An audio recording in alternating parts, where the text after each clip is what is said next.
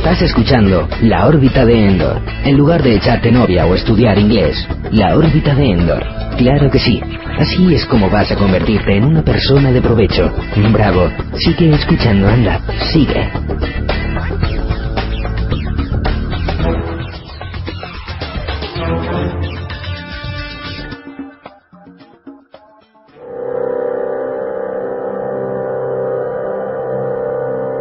Expediente Tolkien, una sección donde transitaremos por el fabuloso universo de la Tierra Media, donde exploraremos reinos antiguos y enfrentaremos serios peligros. Adéntrate en el Expediente Tolkien de La órbita de Endor, con Antonio Runa.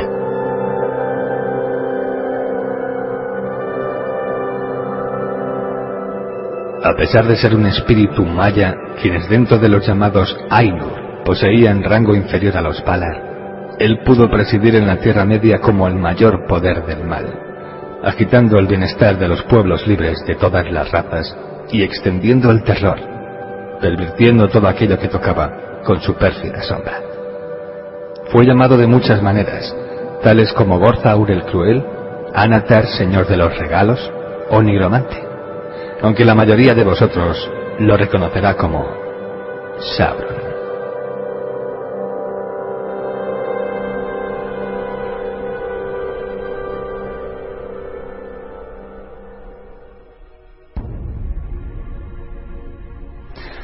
Bien es cierto que para la mayoría de los lectores de Tolkien que solo conocen las páginas del Señor de los Anillos, Sauron puede ser el equivalente a un dios oscuro. No tiene rival e incluso otros personajes verdaderamente poderosos sucumben ante su poder. Su visión no conoce límites y su presencia espiritual genera un pavor incontrolable. No obstante, Sauron no fue siempre la fuerza vil más aplastante que han contemplado los pueblos libres. De hecho, fue el lacayo de otro gran señor oscuro. Un lacayo destacado, lugarteniente de gran notoriedad, pero lacayo a fin de cuentas. Sauron era la mano derecha de Melkor, a quien los elfos Noldor llamaban Morgoth, de quien algún día os hablaré. En tiempos remotos, el gran señor oscuro que se oponía a todo lo puro y a la nobleza que existía en el mundo, debía poseer un poder al que Sauron no podía aspirar ni en sus mejores épocas. Los mismos elfos de esas eras ancestrales eran mucho más grandiosos que sus futuros descendientes, y las mismas criaturas al servicio de la maldad podrían haber puesto en aprietos a Sauron, si éste las hubiera enfrentado. Cuando los dragones fueron dispersados tras la derrota de Melkor, ninguno de ellos rindió pleitesía a Sauron, y aunque no se sabe mucho de Balrog que hubieran sobrevivido a la primera edad, salvo el de Moria, ninguno de ellos, incluido aquel que mató Gandalf tras mucho esfuerzo, hubiera reconocido a Sauron como su superior. Por no hablar de otros horrores de 8 patas que sembraron el caos y la destrucción hace miles de años. Es, por tanto, interesante examinar la historia de Sauron para entender mejor su figura.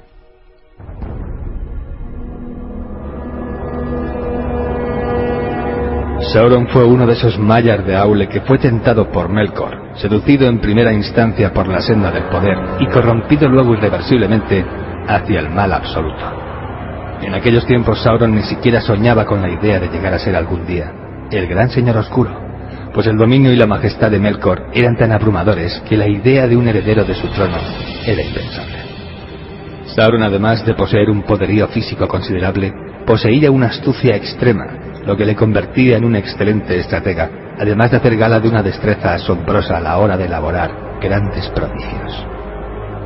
Aquello lo convertía en el servidor más eficiente y capaz del terrible Melkor. Tanto era así que Sauron dirigió con pericia la fortaleza de Angband, lugar siniestro plagado de criaturas funestas y magia letal que hacía sucumbir al instante. Su dominio infausto sobre la zona de Angband duró implacable hasta que los Valar, las fuerzas de la luz, tomaron al asalto el lugar, obligando a Sauron a escapar y esconderse. Esto hacía entender que Sauron no era tan orgulloso como para no ocultarse ante los peligros, más bien lo contrario. A pesar de su inmenso poder, prefería quedarse en las sombras y enviar espíritus inferiores, pero iguales en vileza, a que acometieran las sombrías empresas que su señor les encomendaba, aunque no siempre.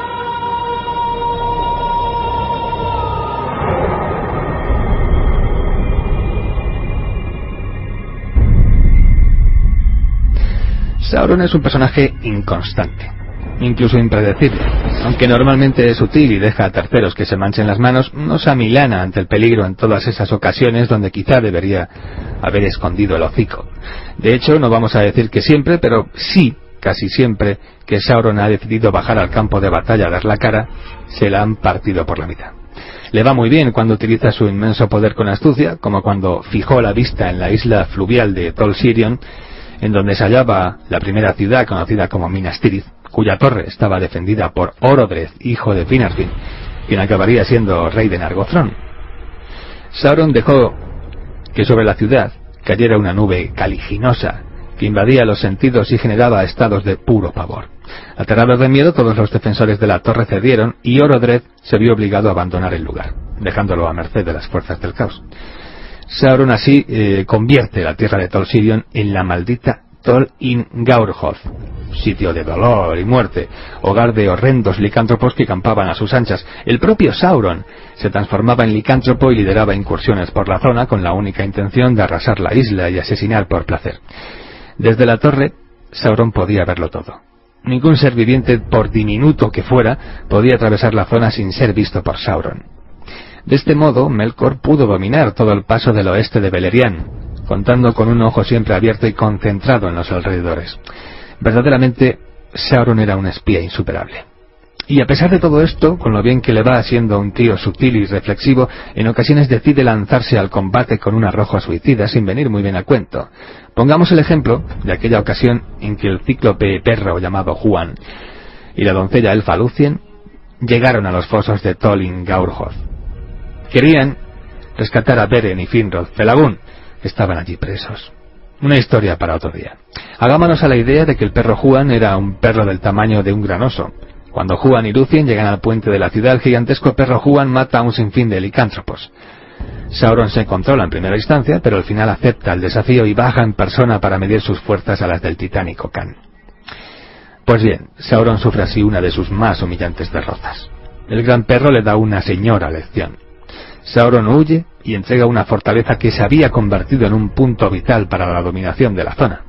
Esto le lleva a un gran periodo de depresión, donde no quiere saber nada del mundo y donde se refugia en el reino de Mordor, donde erige la torre de Barad-dûr.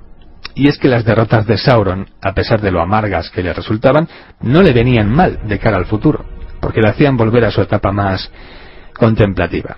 Y fue así como Sauron orquestó lo que podríamos llamar el gran engaño de todos los tiempos.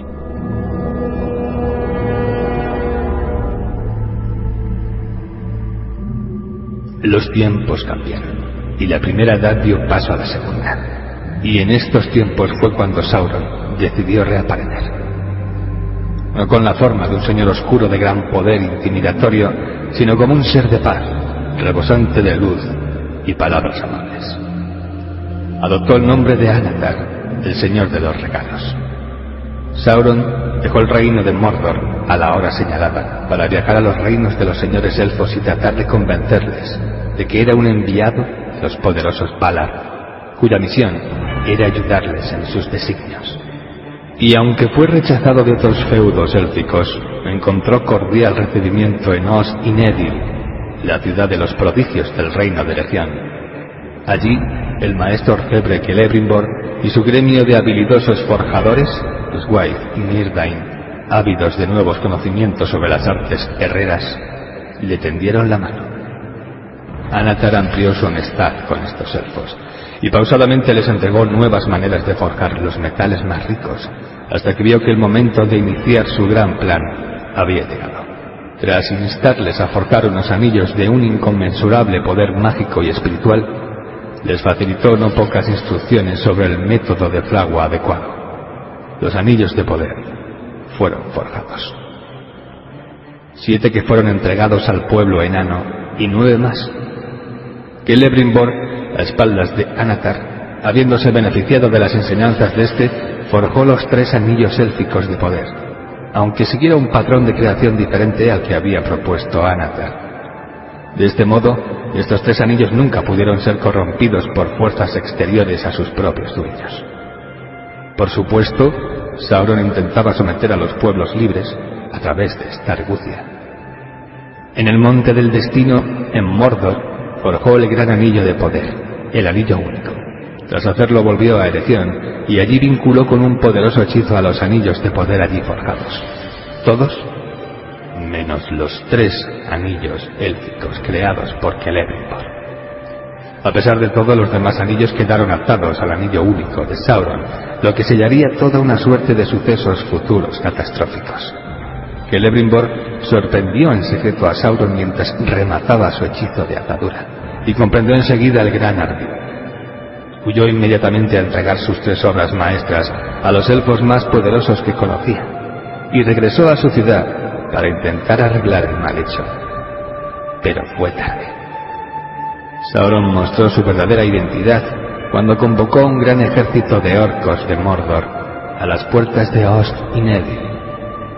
Arrasaría con todo, con tal de obtener todos los anillos de poder. Tras sembrar el horror en toda la zona y marcar con una profunda herida aquellas tierras, Sauron solo pudo encontrar 9 de los anillos de poder creados por los elfos, aunque los 7 entregados a los enanos fueron perdiéndose con el tiempo, y el Señor Oscuro incluso llegó a obtener con malas artes algunos de estos. Pero de los 3 anillos que Celebrimbor forjó en secreto, Sauron nunca pudo sacar beneficio, pues siempre estuvieron lejos de su poder. Finalmente, solo el poder combinado de las huestes élficas del norte de la región y de los Númenóreanos del sur, Sauron pudo ser expulsado de la zona, aunque la desolación del sitio no pudiera ser saneada en la historia. Sauron regresó a Mordor a la espera de otra gran oportunidad, y algunos siglos después, la oportunidad se presentó.